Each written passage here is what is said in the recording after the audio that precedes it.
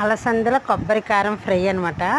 ఇది చాలా టేస్టీగా ఉంటుంది, చాలా ఈజీగా ప్రిపేర్ చేసుకోవచ్చు. ఎలా తయారు చేసుకోవాలో మీకు చెప్తాను.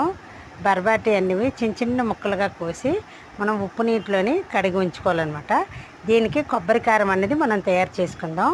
కొంచెం కొబ్బరి ముక్కలు, జీలకర్ర, కొంచెం వెల్లుల్లి, చిన్న ముక్క అల్లం, పచ్చిమిర్చి మీకు కారానికి తగ్గట్టు వేసుకొని పేస్ట్ చేసి పక్కన ఉంచుకోవాలి. మనం పోపు అనేది పెట్టుకోవాలి.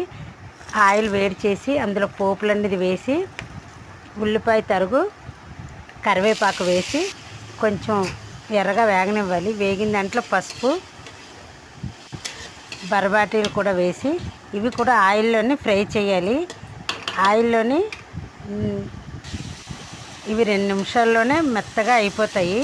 ఫ్రై చేసిన తర్వాత కొంచెం వాటర్ అనేది వేసి సాల్ట్ కూడా కూరకి సరిపడా సాల్ట్ వేసుకొని తగినన్ని వాటర్ వేసుకొని మూత పెట్టి నీళ్ళు ఎగిరిపోయేదాకా ఉడికించుకోవాలన్నమాట. ఆ ఉడికిన దాంట్లోని కొబ్బరి పేస్ట్ వేసి పచ్చివాసన పోయేదాకా వేసుకోవాలి. కూర అనేది చాలా బాగుంటుంది.